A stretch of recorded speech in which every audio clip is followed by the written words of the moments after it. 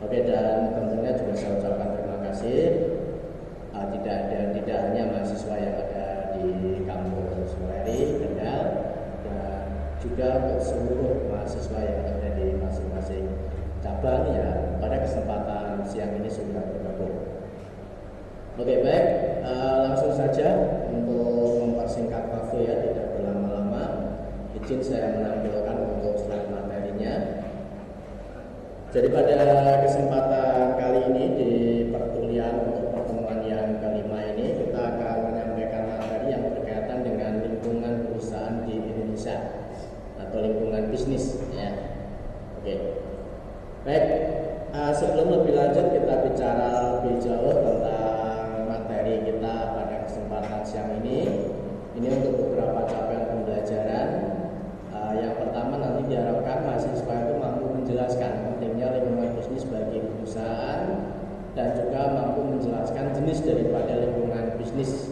Oke, itu adalah dua capaian daripada pembelajaran untuk materi perkuliahan kita di pertemuan yang kelima ini. Langsung saja di sini kita masuk ke konsep awal dari lingkungan ya. Jadi pengertian daripada lingkungan perusahaan atau lingkungan bisnis dan juga peran daripada lingkungan dalam menciptakan nilai barang dan juga jasa. Jadi secara konseptual di sini lingkungan perusahaan atau lingkungan bisnis di sini adalah sekumpulan sumber daya atau resource ya, kekuatan atau force dan juga lembaga atau institution yang memiliki pengaruh terhadap perusahaan dalam menciptakan nilai atau value baik itu barang ataupun jasa.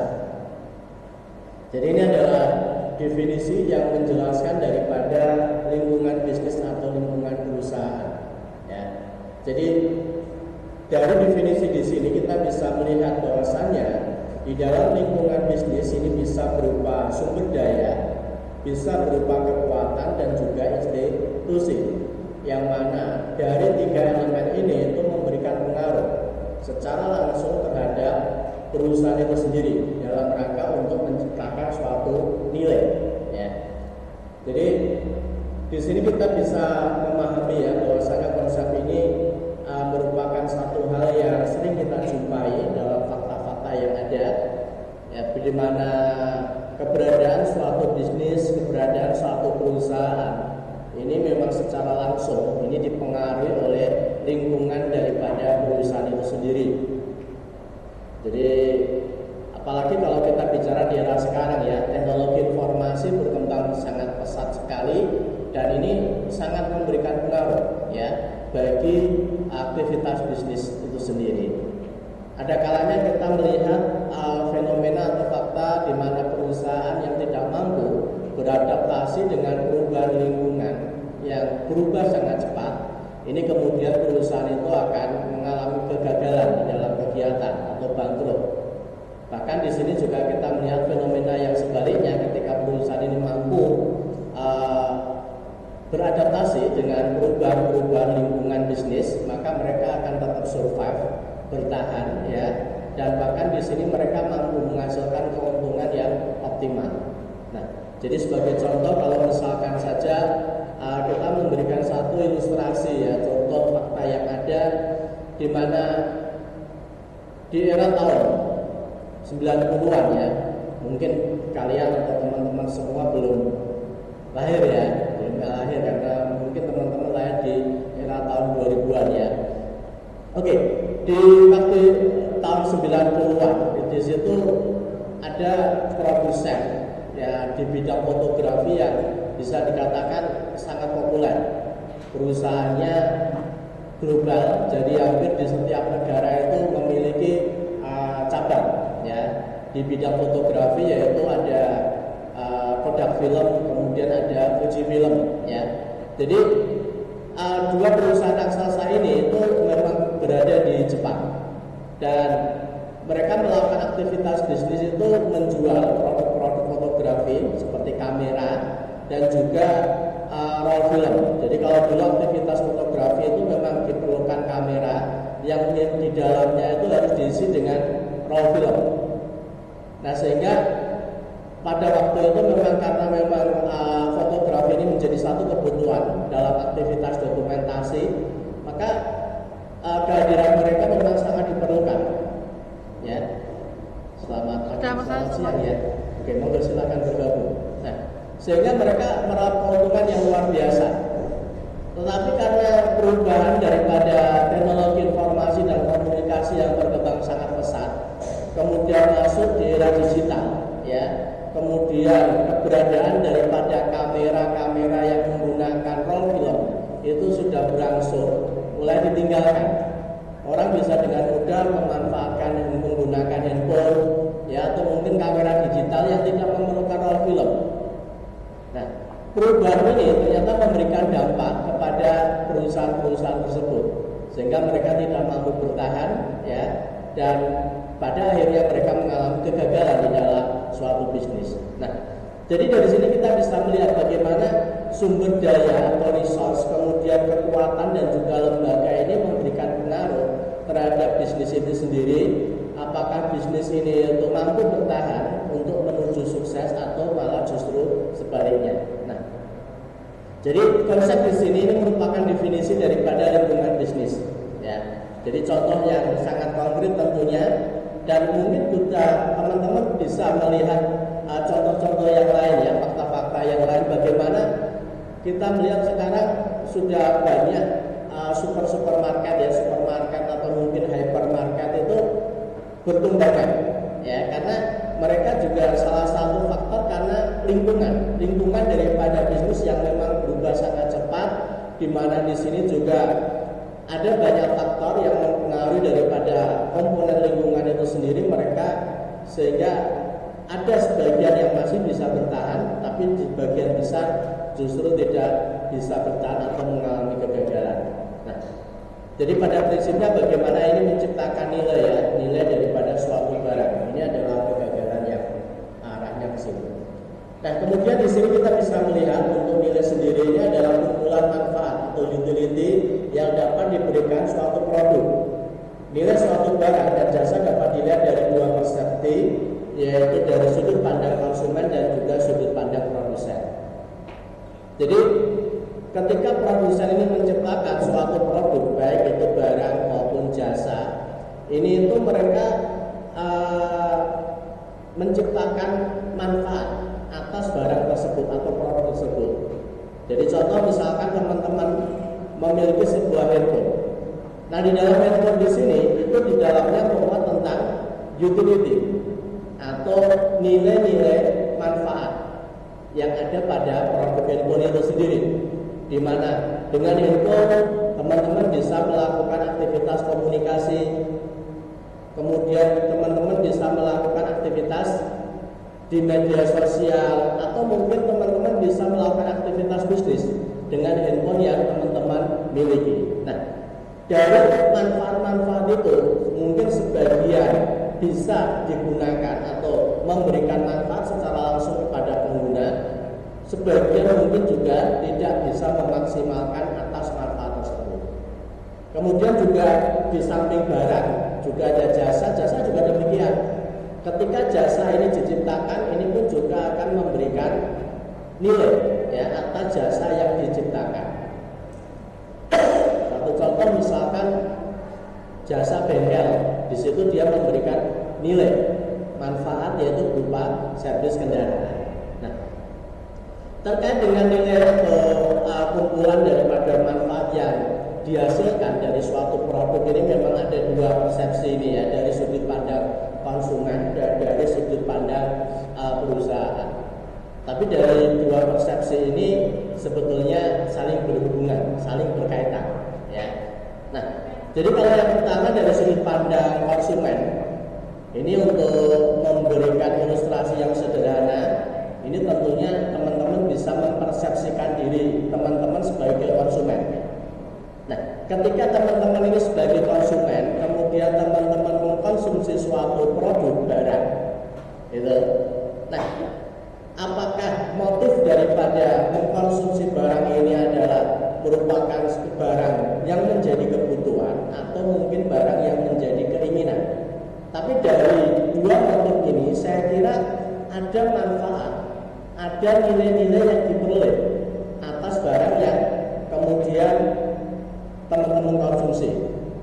Satu contoh misalkan teman-teman menggunakan handphone. Ketika teman-teman menggunakan handphone, ini tentunya proses diawali dengan membeli terlebih dahulu.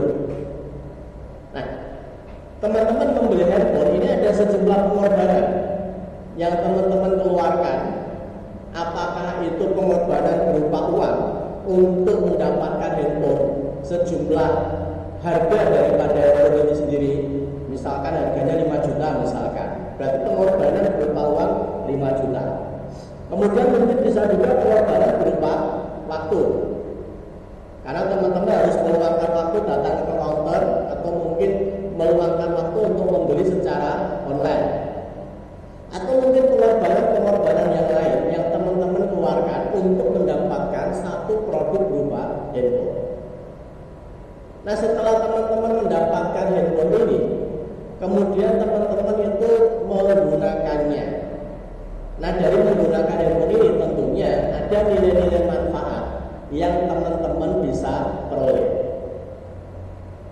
Betul ya?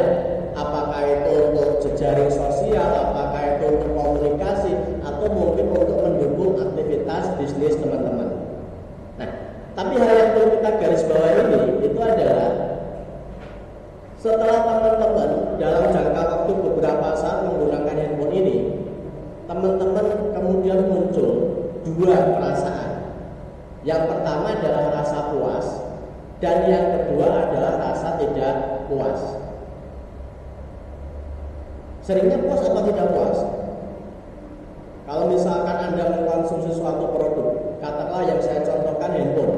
Saat ini ketika teman-teman menggunakan handphone, merasa puas atau tidak puas? Puas. Nah, ketika teman-teman merasakan puas, kepuasan tertentu, mungkin levelnya juga bisa berbeda-beda. Itu munculnya rasa kepuasan karena apa?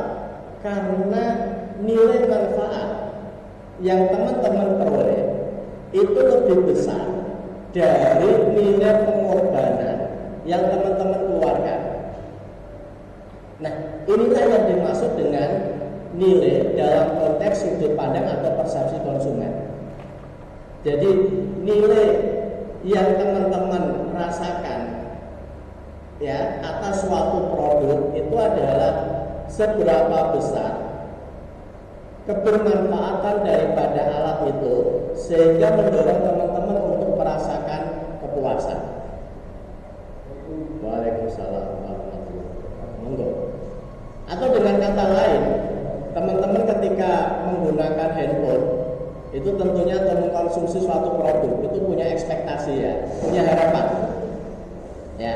Jadi misalkan saja teman-teman beli handphone dengan kriteria atau mungkin spesifikasi kamera yang sekian, apa kalau dalam satuan kamera itu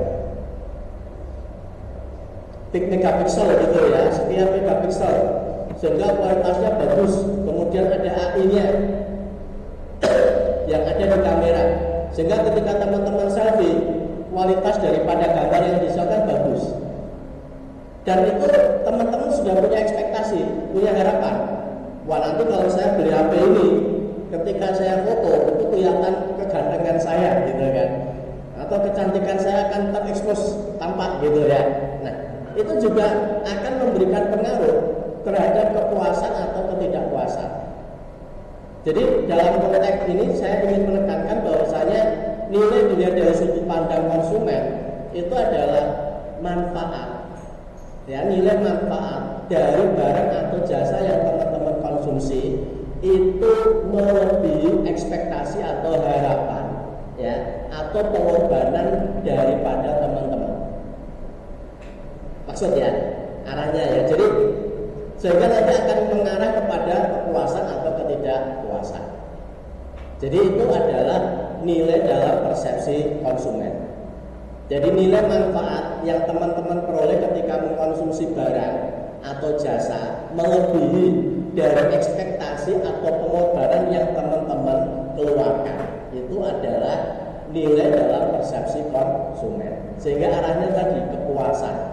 Tapi kalau misalkan ekspektasi Anda, harapan Anda dalam konsumsi barang itu tidak sesuai, di bawah harganya, maka sebaliknya teman-teman merasakan ketidakpuasan. Gitu ya. Jadi ini adalah konsep daripada nilai dalam persepsi konsumen. Makanya ini dua-dua hal tadi, antara puas dan tidak puas itu tergantung pada nilai manfaat dari barang yang kalian rasakan. Bisa saja ini menghasilkan persepsi yang berbeda. Mungkin satu mahasiswa dengan mahasiswa yang lain, itu yang satu merasakan puas, yang satu merasakan ketidakpuasan, gitu kan? Beda. Padahal sama-sama mengkonsumsi produk yang sama. Nah, perbedaan ini itu kan sifatnya memang relatif ya. Karena apa? Masing-masing punya ekspektasi yang berbeda, punya harapan yang berbeda. Itulah yang menyebabkan ya kepuasan yang dirasakan juga bisa berbeda. Nah, ini dalam konteks persepsi nilai dari sudut pandang konsumen. Sedangkan kalau nilai dari sudut pandang perusahaan, ini orientasinya adalah pada profit, keuntungan.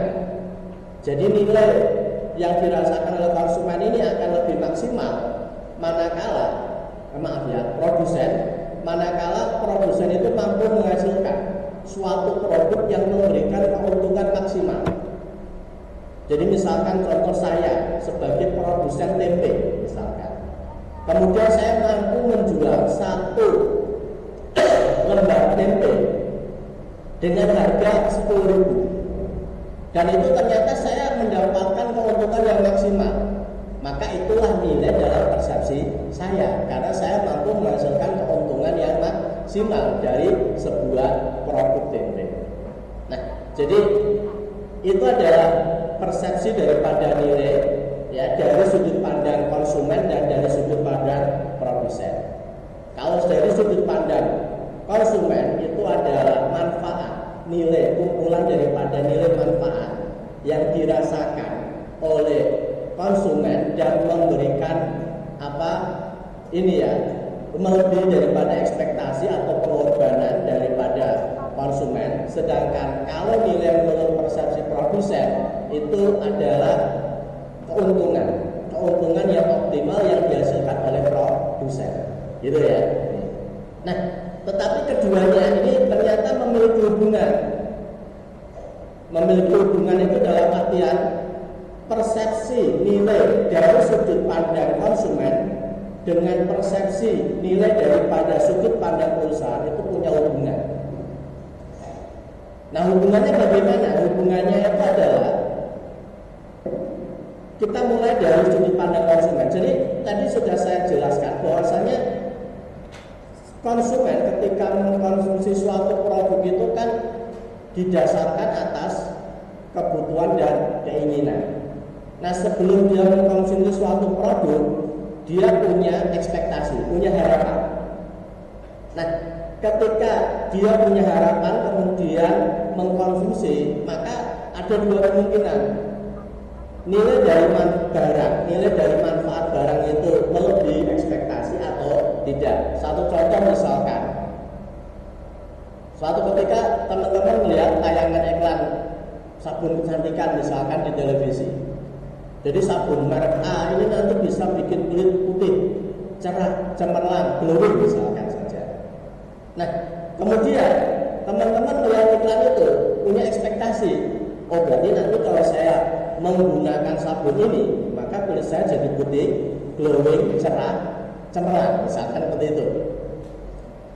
Nah, dari situ kemudian teman-teman terdorong untuk membeli produk tersebut. Ketika teman-teman membeli, menggunakan, punya ekspektasi ya, seperti itu ya. Ekspektasinya nanti kulit saya bisa putih, bisa cerah, bisa glowing.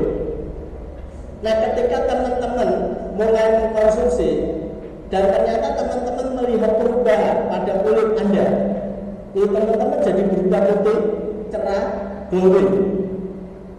Itu berarti ekspektasi Anda terpenuhi tidak? Terpenuhi. Kalau terpenuhi, berarti ekspektasi Anda terpenuhi, secara otomatis teman-teman merasakan kepuasan. Wah, ternyata sabunnya benar,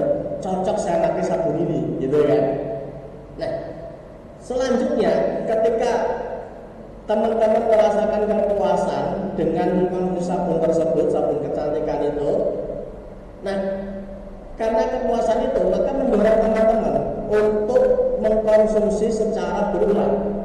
Wah, sabunnya habis, berarti kalian beli sabun untuk merek yang sama. Habis lagi, merek yang sama kalian beli, kan gitu. Nah, dengan demikian maka kemudian teman-teman akan mengkonsumsi produk tersebut dalam jangka yang lama, terus-menerus, gitu ya. Karena teman-teman merasakan kepuasan, dan ini akan berimbas pada nilai yang dimiliki oleh perusahaan. Dengan teman-teman mengkonsumsi secara terus-menerus, maka perusahaan akan mendapatkan keuntungan, profit. Nah, profit inilah yang menjadi nilai dari sudut pandang perusahaan. Nah, maka untuk membangun ya daripada nilai atau profit dari perusahaan, maka sebetulnya pendekatan yang bisa dilakukan oleh perusahaan yaitu pendekatan pada bukan profit oriented tetapi customer oriented, ya, pendekatan pada konsumen. Bagaimana menciptakan suatu produk yang memiliki nilai manfaat melebihi daripada ekspektasi konsumen. Maka ketika itu bisa dilakukan, tentunya konsumen akan melakukan kepuasan dan konsumen akan secara terus-menerus mengkonsumsi produk tersebut. Jadi aktivitas-aktivitas ini kalau di dalam era sekarang teknologi informasi ini memang banyak implementasinya. Kalau di TikTok kita sering melihat ada begitu reseller, banyak reseller yang menjual produk gitu ya. Misalkan pemanggang, wah ini pemanggangnya bagus dan sebagainya, cek ranjang kuning gitu ya. Nah, itu kan sebetulnya prosesnya mereka mengkonsumsi pemandang itu, ya kan, merasakan kepuasan, kemudian dia menjadi reseller gitu ya, dan mereka mendapatkan keuntungan dari setiap penjualan. Tapi berbeda konsepnya, ini berbeda. Ini hal yang kadang tanpa teman-teman sadari, tapi ini memberikan keuntungan bagi perusahaan. Contoh misalkan, suatu ketika teman-teman mampir di warung bakso.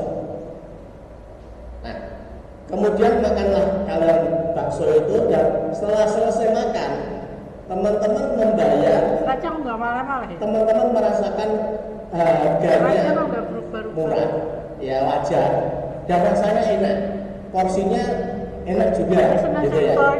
Intinya teman-teman habis makan bakso merasa puas. Makan bakso bareng. Nah, dari kepuasan itu luapan kepuasan itu nanti bisa berupa cerita yang menyenangkan kepada teman-teman yang lain. Ngumpul, wah saya kemarin beli bakso di sana, murah, enak, gitu kan, cocok guys, gitu. Bahkan mungkin teman-teman bisa merekomendasikan kepada yang lain. Katakanlah teman-teman ada teman yang ulang tahun, kemudian bilang, wah, lu traktir di bakso sana gitu ya. Nah itu dari situ kan sebetulnya kalian tidak diuntungkan dari informasi itu, tapi yang diuntungkan adalah penjual baksonya, gitu ya.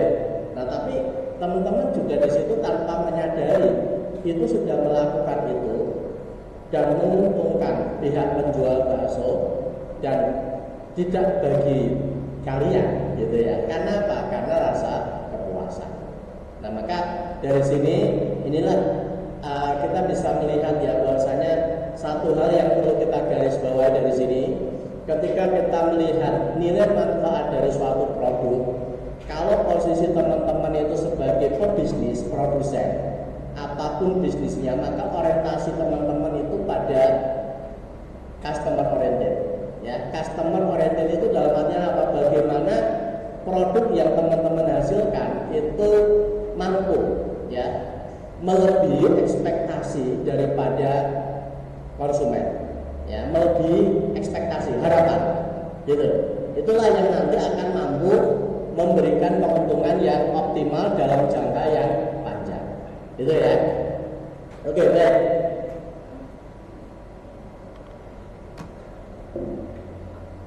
Nah ini bagaimana proses untuk penciptaan nilai ini, jadi di sini kita melihat ada 3 tahap. Jadi penciptaan nilai pada tahap input, penciptaan nilai pada tahap proses, dan penciptaan nilai pada tahap output. Nah, kalau pada penciptaan nilai pada tahap input di sini, ini cara perusahaan memilih dan memulai input yang diperlukan untuk menghasilkan barang dan jasa akan sangat menentukan besar nilai value yang dapat diciptakan oleh perusahaan pada tahap ini. Jadi kalau misalkan kalian sebagai produsen untuk menciptakan suatu nilai yang optimal, maka kalian harus berpikir bagaimana kalian mampu memperoleh bahan baku ya yang kualitasnya bagus. Itu yang pertama, dengan harga yang kompetitif gitu ya, sehingga dengan kualitas bahan baku yang bagus, maka di situ akan menghasilkan produk yang berkualitas pula. Satu contoh misalkan, kalian sebagai produsen mebel, ketika bahan baku yang digunakan itu menggunakan bahan baku kayu jati. Padahal kayu jati di sini kan ada grade-nya ya, ada grade A, grade B, bahkan ada kayu jati perhutani, ada kayu jati kampung, dan itu menunjukkan kualitas yang berbeda-beda. Nah, sehingga ketika teman-teman itu menggunakan bahan baku dengan kualitas yang bagus, ini tentunya harapannya apa? Produk yang dihasilkan itu lebih awet, lebih bagus dari sisi tampilan, dari sisi keawetan. Nah, itu adalah nilai yang tentunya akan mampu memberikan keuntungan bagi bisnis Anda. Sehingga apa? Karena kualitas bahan baku bagus, bukan tidak mungkin harga yang ditetapkan oleh kalian itu akan lebih mahal. Saya sering itu ya melihat live TikTok itu beberapa produsen menawarkan produk mebel gitu ya. Mereka secara gamblang menjelaskan, oh saya menggunakan bahan kayu jati grade-nya A, perhutani. Saya menggunakan grade B gitu. Dan itu memang dari sisi tampilan sudah beda. Dari sisi serat kayu dan sebagainya itu sudah beda. Dan ternyata harganya pun juga akan berbeda. Nah, maka bagaimana untuk menciptakan nilai pada tahap input ini? Ya, salah satunya tentunya adalah dengan memilih bahan baku yang berkualitas dan dengan harga yang kompetitif. Ya.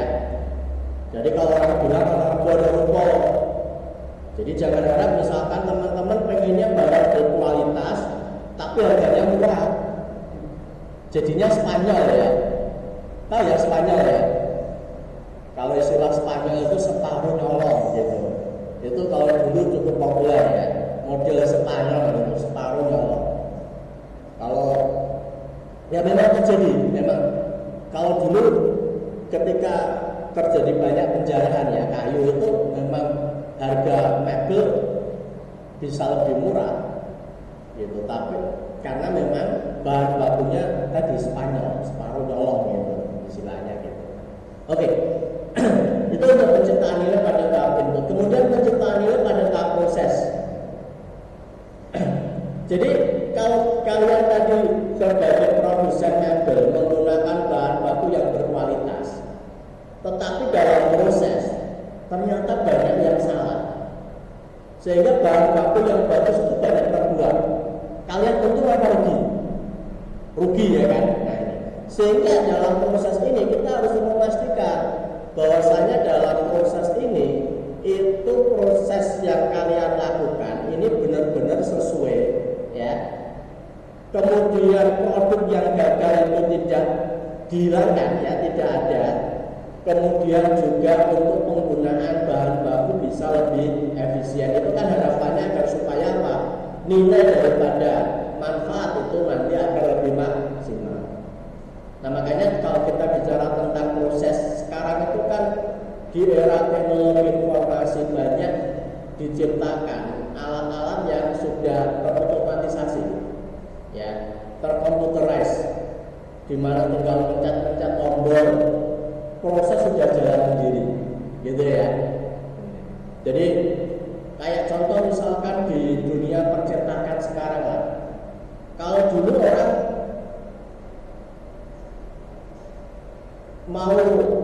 sablon mau cetak gitu ya, itu kan cara manual ya, pakai kesutan itu ya. Itu saya kira banyak sekali dijumpai kegagalan dalam proses produksi itu.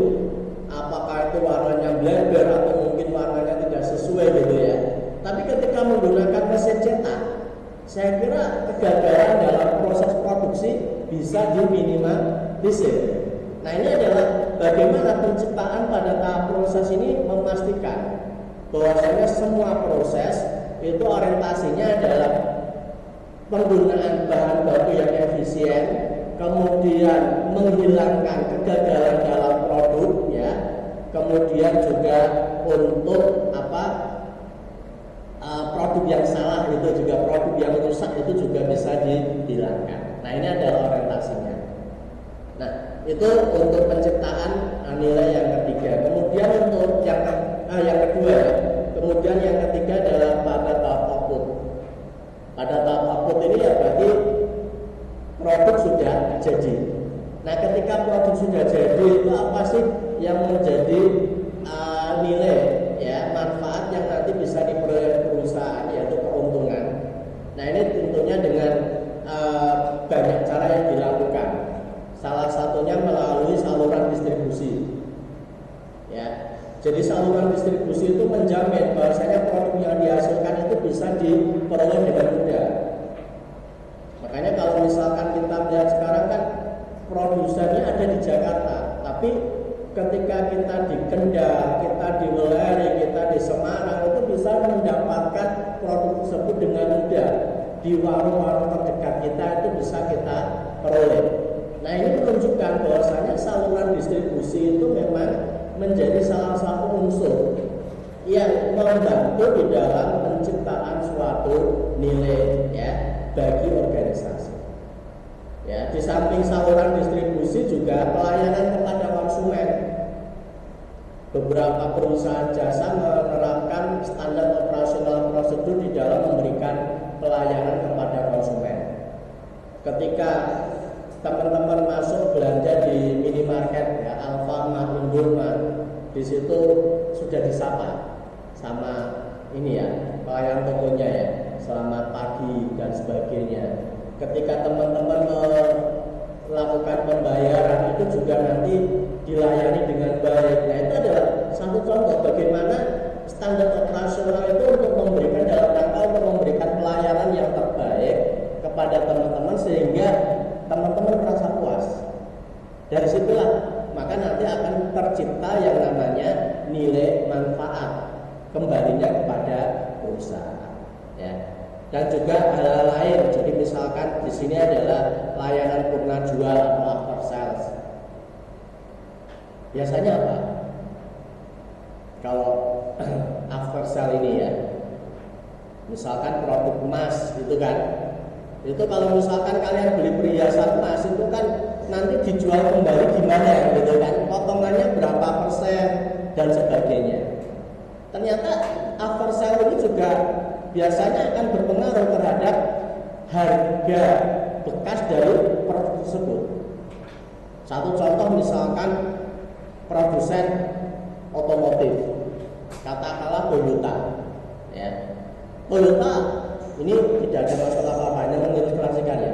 Toyota kecenderungan harga jualnya itu tinggi produknya. Kalau sepeda motor Honda misalkan, itu kecenderungan harganya lebih tinggi. Karena apa? Karena layanan purna jualnya itu ya, mereka memberikan layanan spare part yang lebih mudah, lebih murah, kemudian perawatan yang lebih simpel. Ini kadang merupakan satu bentuk penciptaan nilai yang mana di sini dari sisi konsumen itu akan diuntungkan.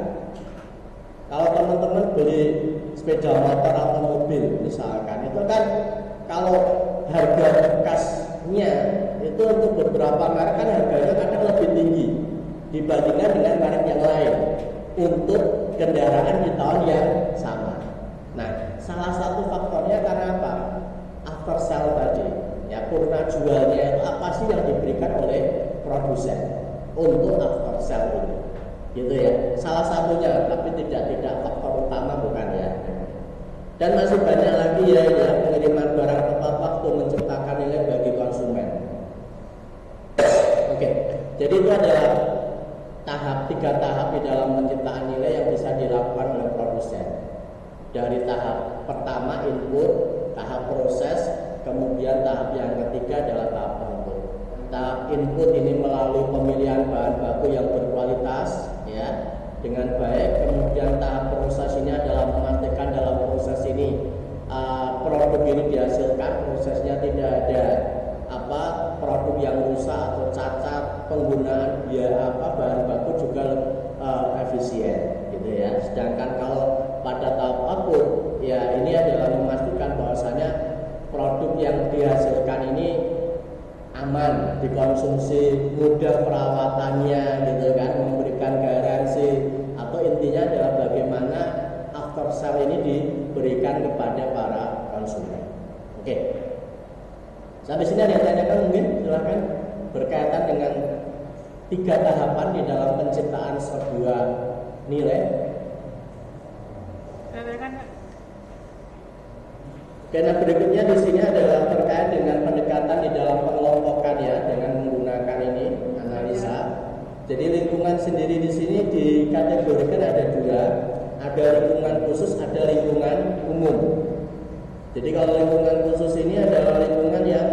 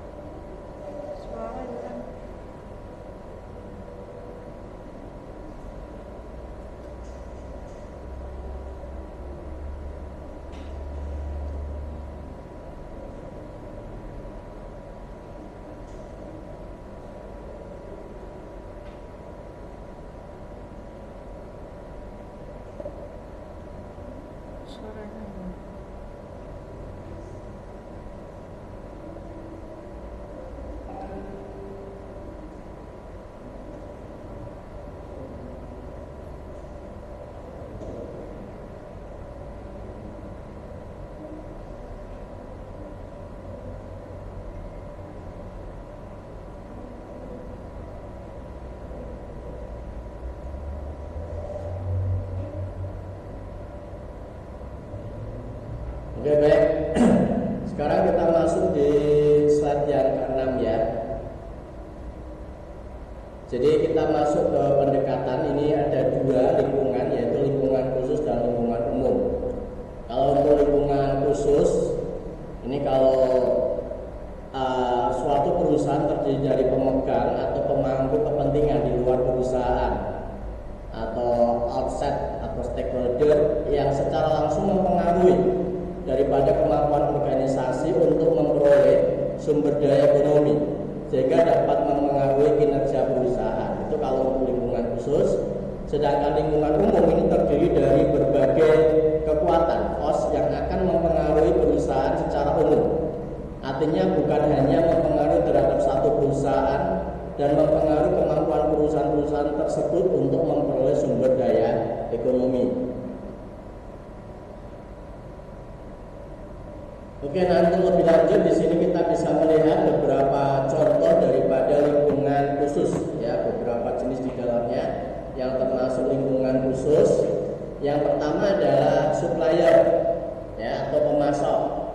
Jadi pemasok ini masuk dalam lingkungan khusus karena pemasok memiliki hubungan secara langsung terhadap kepada produsen. Dengan pemasok ini maka kebutuhan daripada bahan baku yang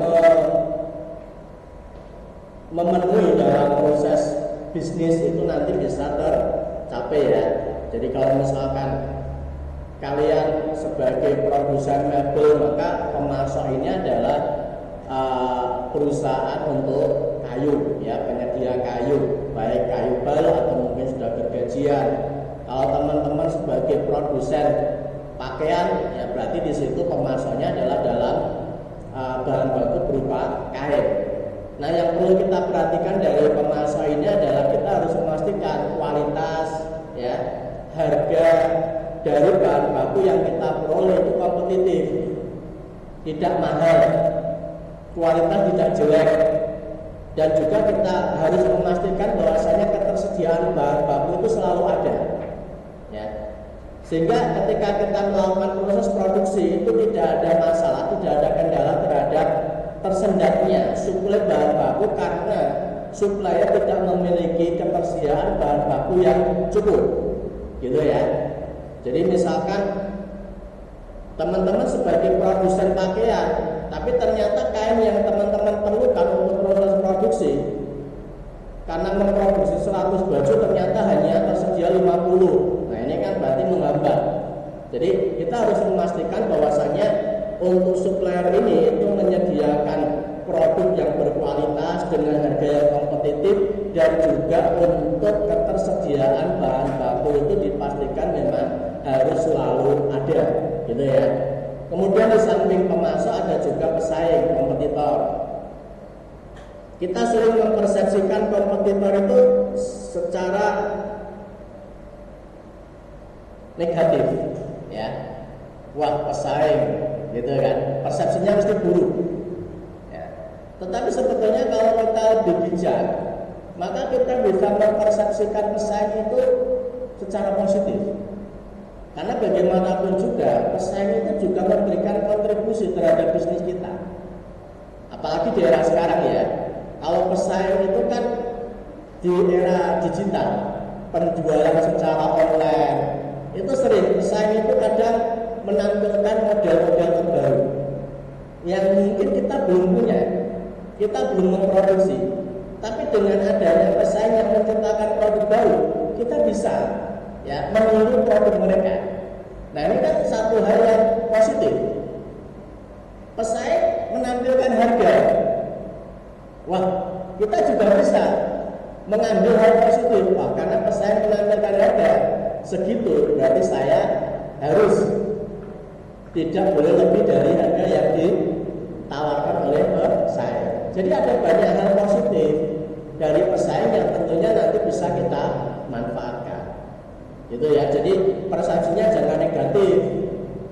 Maksudnya negatif itu yang sering, ya, kadang ya mungkin ya ada tradisi kalau orang jualan sama-sama jualan bakso, gitu ya. Yang sebelah laris, yang sebelah sepi. Wah, kemudian persepsinya negatif, wah kayak yang dukun, gitu misalkan. Karena seperti itu, ya.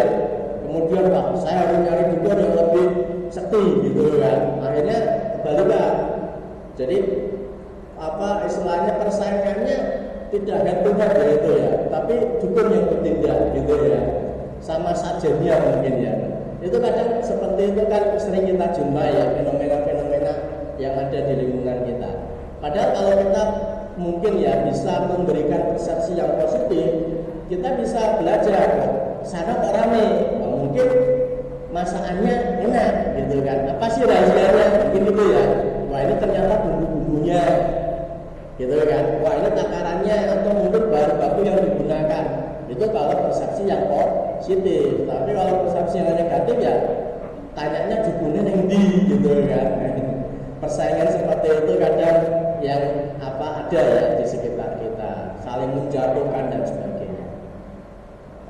Nah, maka kita sebetulnya juga bisa belajar dari ibaratnya alih teknologi yang dilakukan di negara Cina.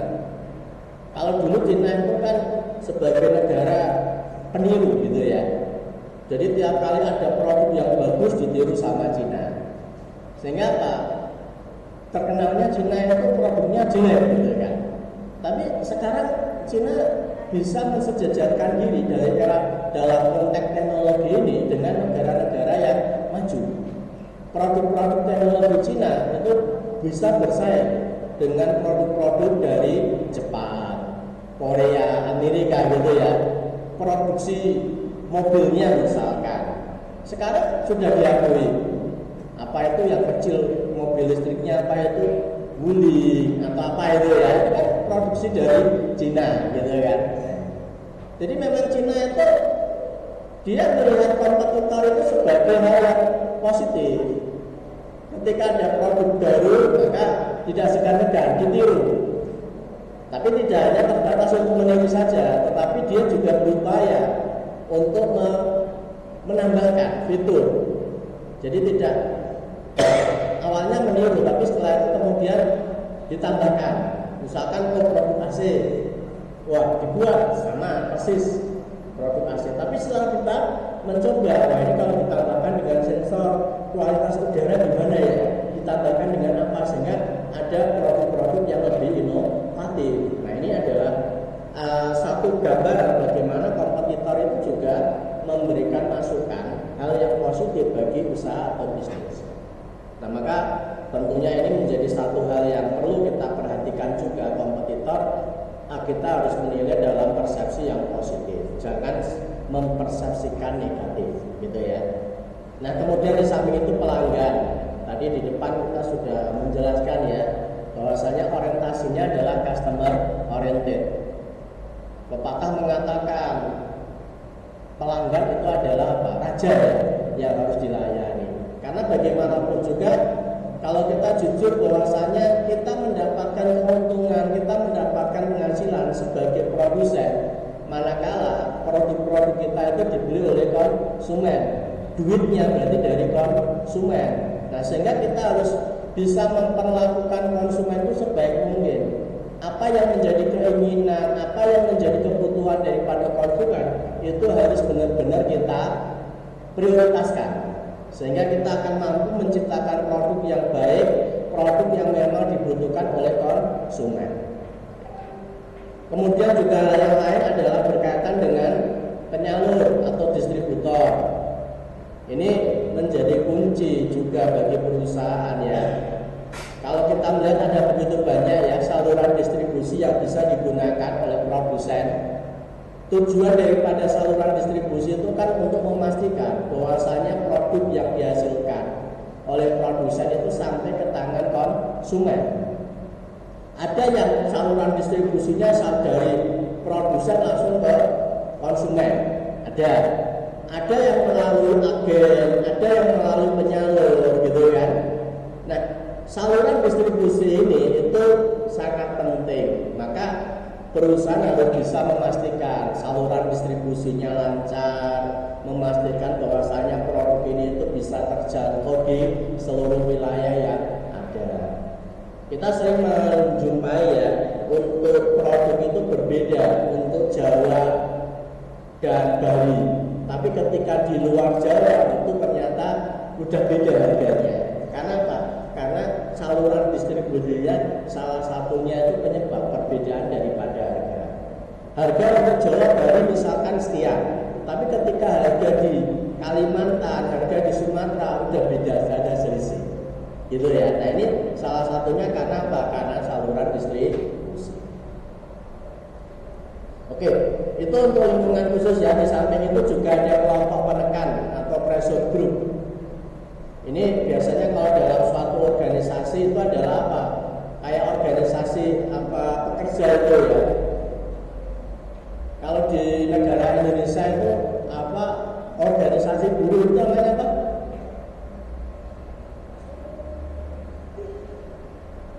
Organisasi buruh, bukan partai buruh. Ada kan itu organisasi buruh yang biasanya ada di setiap perusahaan itu ya. Nah, jadi mereka hadir itu dalam rangka untuk memperjuangkan aspirasi daripada pegawai karyawan ya. Jadi dia ibaratnya adalah tangan panjangnya daripada para pegawai dan karyawan.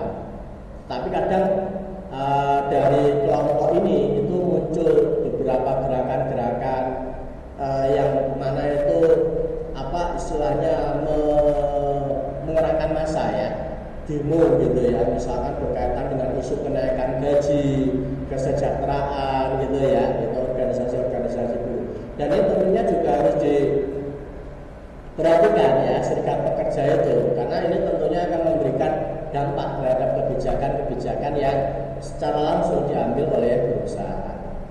Namun apapun konteks daripada organisasi buruh ini tentunya ya jangan sampai berdiri dalam satu kaki gitu ya, dalam artian dia hanya berpihak kepada karyawan saja, pegawai saja, tetapi dia juga harus bisa melihat ya bagaimana kondisi daripada perusahaan, sehingga ketika hal-hal yang dilakukan dalam pengarahan massa itu memang mencerminkan daripada kepentingan yang lebih besar gitu ya. Karena bagaimanapun juga perusahaan itu lebih senang ya tidak ada demo-demo ya. Jadi kalau misalkan kalian punya pabrik, perusahaan, punya ribuan karyawan, ketika di demo mumet ya tentunya ya. Lihat karyawan tidak kerja padahal kalian dibayar, tidak bekerja malah demo gitu kan. Saya kira itu satu problem. Saya kira teman kalian lebih senang wah karyawannya bekerja secara normal gitu. Nah bagaimana agar ini bisa terjalin dengan baik? Ya tentunya hak-haknya itu juga kita berikan setelah kewajibannya itu memang dilaksanakan dengan baik ya. Kewajibannya dilaksanakan, haknya kita berikan dengan baik. Jangan kewajibannya kita tuntut, tetapi hak-hak yang harusnya kita berikan, kita berikannya itu dipersulit, repot ya. Ya maka itu menjadi satu hal yang harus kita perhatikan. Kemudian kreditor, siapa sih kreditor?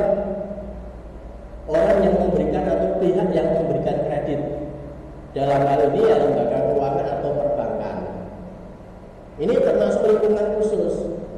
Karena bagaimanapun juga ketika kalian itu memulai suatu bisnis, modal itu kan bisa bersumber dari diri sendiri, bisa bersumber dari pinjaman atau hutang dari bank, gitu kan. Nah, kalau kalian itu membina hubungan baik dengan lembaga keuangan dan perbankan, maka tentunya untuk kebutuhan modal ya yang sifatnya itu bersumber dari hutang itu bisa diandalkan. Ngandalke hutang ya.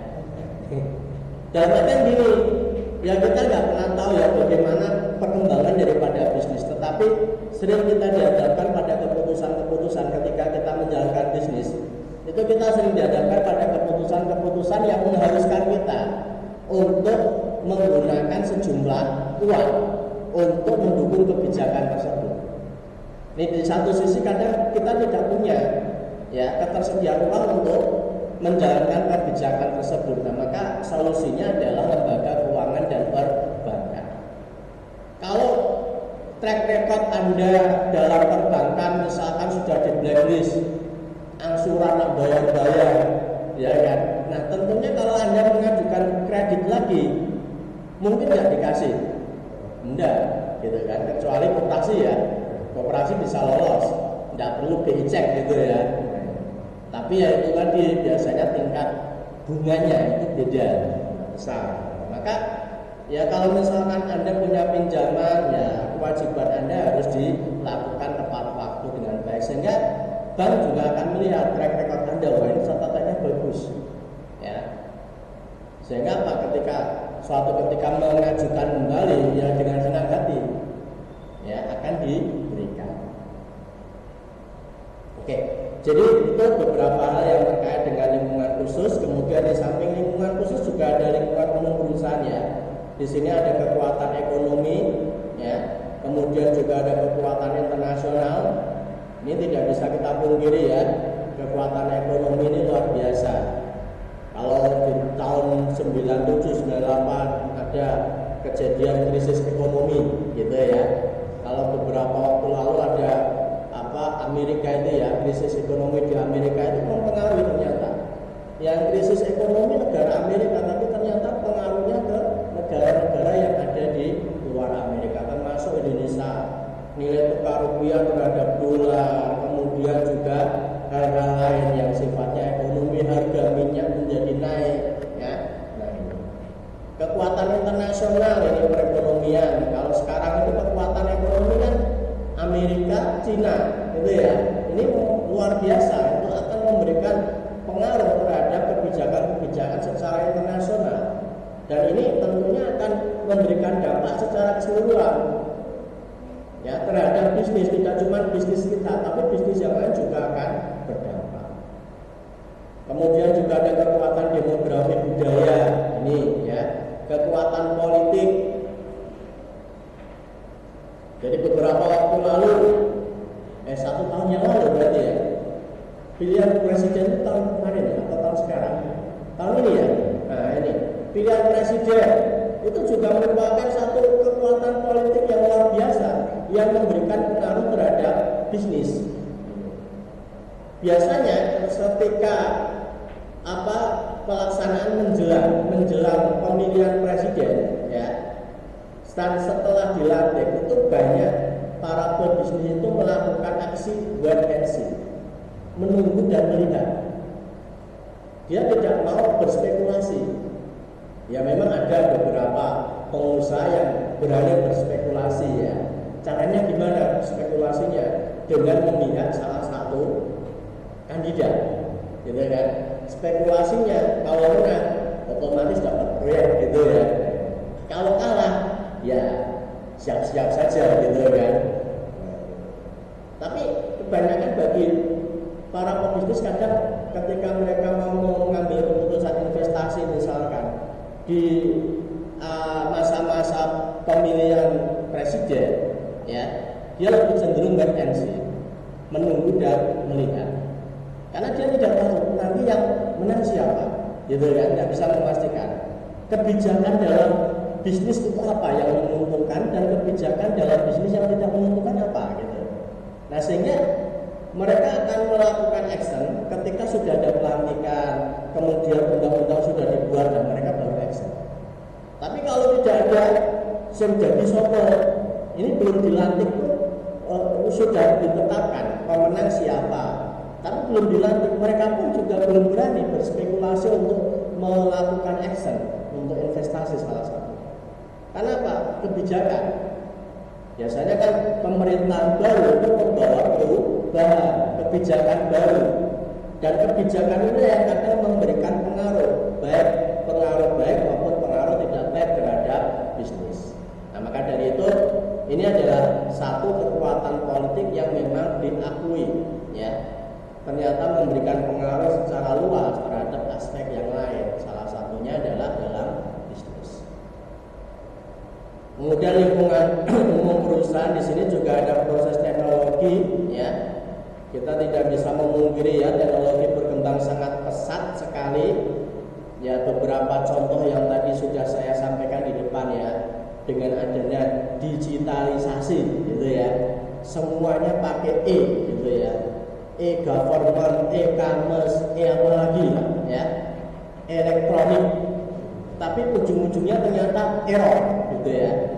Nah ini beberapa waktu lalu saya juga sedikit banyak menyimak ini ya, kebijakan tentang e-materai gitu ya, karena bolak-balik seliuran di beranda saya, jadi saya sedikit banyak tahu ya. Jadi kebijakan CPNS itu kan kalau daftar harus pakai di buku e-materai gitu ya. Nah ternyata websitenya trouble, nggak bisa diakses ya. Wah ini yang mau ngelamar CPNS pada kelabakan gitu kan, karena apa? E-materainya itu, sehingga yang harinya penutupan tanggal 6 kemudian digeser, diundur. Kemudian yang harusnya pakai e-materai boleh pakai materai tempel gitu kan.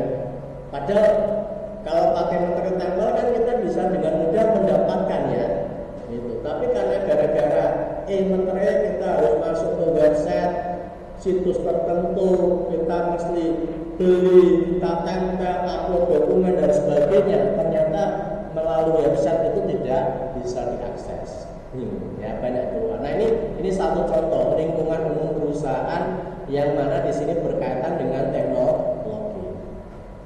Tapi apapun memang kalau kita melihat teknologi itu positif, baik ya, untuk peradaban kehidupan yang lebih baik. Tetapi tentunya harus diperhatikan ya bagaimana teknologi ini itu dibangun. Ya, jangan sampai teknologi ini dibangun tapi ternyata asal-asalan, gitu ya, sehingga penggunaannya itu juga tidak bisa maksimal. Kemudian di kami itu juga ada lingkungan pasar atau market environment. Ini bagaimana interaksi antara perusahaan dengan berbagai pihak terjadi melalui mekanisme pasar, ya. Perusahaan dengan pihak misalkan kontrak penjual antara penjual dengan pembeli, dan juga ada lingkungan yang sifatnya non pasar. Kinerja perusahaan dan juga manajemen juga sangat bergantung pada aktivitas yang dilakukan perusahaan dalam menangani lingkungan non pasar. Nah, ini lingkungan non pasar ini meliputi berbagai tatanan sosial, politik, hukum, dan interaksi, tetapi memiliki pengaruh yang sangat kuat. Ya, lingkungan non pasar menentukan interaksi antara perusahaan dengan individu-individu. Oke, baik. Jadi ini juga lingkungan yang sifatnya fungsi-fungsi organisasi sebagai unit. Oke, mungkin ini yang bisa saya sampaikan. Untuk selanjutnya saya kembalikan ke dosen pengampu masing-masing untuk yang ada di kampus masing-masing ya, cabang.